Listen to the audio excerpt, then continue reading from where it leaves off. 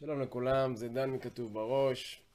אני רוצה להראות קטע ממצגת על ציור עץ, שאני מדבר בקטע הזה על המשמעות של שמש בציור עץ.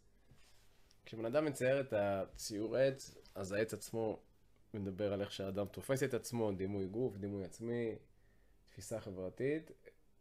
הסימנים שנראה כתוספות מחוץ לעץ מדברות הרבה על תפיסה של דברים שיהיו בעתיד, או דברים שמחוץ לנו, תפיסה חברתית. השמש בציור עץ מדברת על הקשרים עם האמא, החום, האהבה שמגיע מהאמא, רואים אותו בשמש.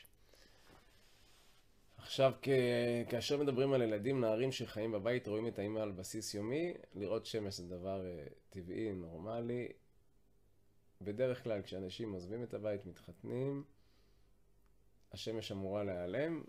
בכל זאת יש אנשים שגם בגיל מבוגר ממשיכים לצייר את השמש, למרות שהם לא רואים את האמא תמיד. אפילו יש כאלה שהאמא נפטרה ועדיין רואים את השמש. זה מדבר יותר על סוג של חותם שהאמא יטבע בנפש, שמלווה את האדם במשך חייו.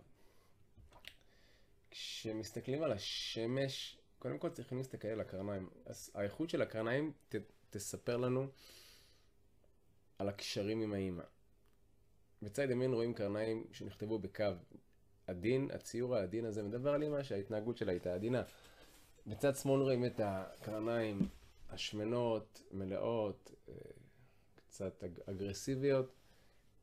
מדבר על אמא תקיפה יותר, אמא שהתקשורת הייתה פחות חיובית.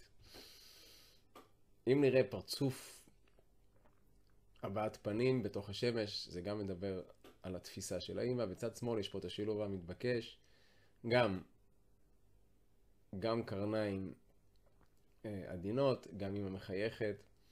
בצד ימין רואים קרניים מאוד עבות, שמנות, אמא ביקורתית. גם הקרניים נוגעות בעץ. זה אמא שכאילו הביקורת שלה מאוד מאוד משפיעה על הנערה שציירה את השמש. יש פה גם משקפיים סימן של דיסטנס, זה בעיה בתקשורת עם האמא. גם הענף שיוצא מהגזע בצד שמאל של העץ, בצד שמאל מדבר על הקשרים עם האמא, הוא מדבר על המתח, הכוחות שהאמא שואבת מהבחורה הזאת. אפשר לשלב, יש פה מצד אחד, רואים פה את הקרניים היותר ביקורתיות, אמא תקיפה, מצד שני היא מחייכת. זאת אמא מלאת שמחת חיים נחמדה, אבל מאוד דורשנית ותקיפה. ברגע שנראה חוסר יציבות בקרניים, חוסר אחידות, זה אמא אימפולסיבית, נתונה למצבי רוח, שמשדרת פחות יציבות. פה רואים קרניים שמשדרות חום, קרניים ארוכות, נעימות, הן כאילו מלטפות את העץ. העץ הזה בעצם מביע דיכאון, יש פה סימנים זוויתיים, התנועה של הענפים היא כלפי מטה. יש פה, במצגת אני מדבר על הסיפור של האדם שצייר את העץ הזה, אבל יש פה תקשורת מאוד מאוד חיובית עם האמא, זה מה שרואים בשמש בצד ימין. יש אמהות שהן במצוקה. פה זה בחורה צעירה שסיפרה שאמא שלה חולה במחלה קשה. התת מודע שלה מוציא את זה בשמש. השמש מושחרת, מרוחקת. יש פה גם סימנים של ענן. ענן זה סימן של פסימיות. אמא שקשה לה. צריכים גם לראות את האיכות של הקו. העץ הזה נכתב בקו מאוד חד, בתנועה די מהירה. קו מתוח, כמו שרואים בגבולים של הפרחים, גזע ומראה על ביטחון עצמי, נוכחות חברתית טובה. ומצד שני, השמש צוירה בקו שנכתב בלחץ חלש מאוד, קו רועד, קרניים מאוד קטנות. זאת בחורה צעירה שסיפרה שאימא שלה סובלת מלקות נפשית מסוימת, שמאוד הפריע לה בתקופת הנערות, והתת מודע שלה מוציא את זה בשמש. רואים בו את השמש החלשה, האנמית, שבמקום לתת חום, היא רק מקשה. פה רואים שמש שמצד אחד הקרניים שלה מאוד מאוד חלשות, זה גם אימא חלשה, והן כאילו נשענות על העץ. צריכים לבדוק באיזה גיל צייר העץ. פה לדוגמה העץ הזה צייר את זה יהודי בערך בין 40.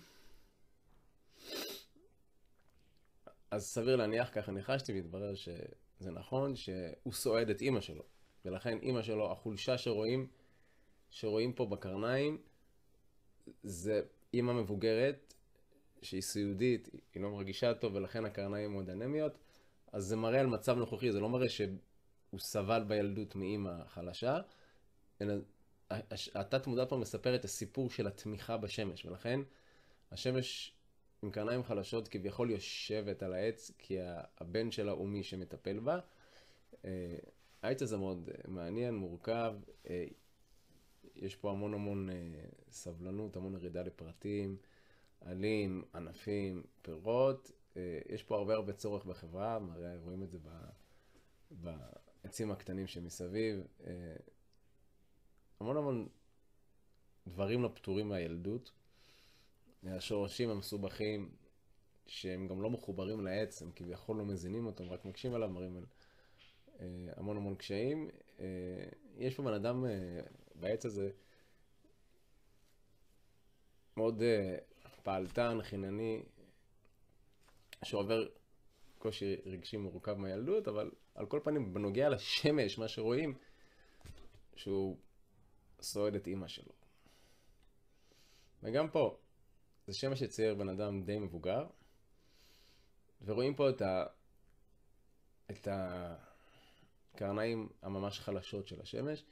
אמא שלו אישה מאוד מבוגרת, סיעודית, חלשה. במקרה הזה הוא לא מטפל בה. הוא לא מי שסועד אותה באופן רצוף, ולכן רואים פה את האמא רחוקה.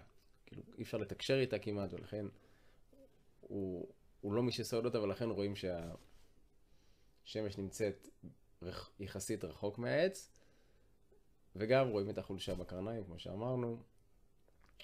זה חלק מהקטע שיש לי במצגת שנוגע לציור של שמש. כל טוב, להתראות.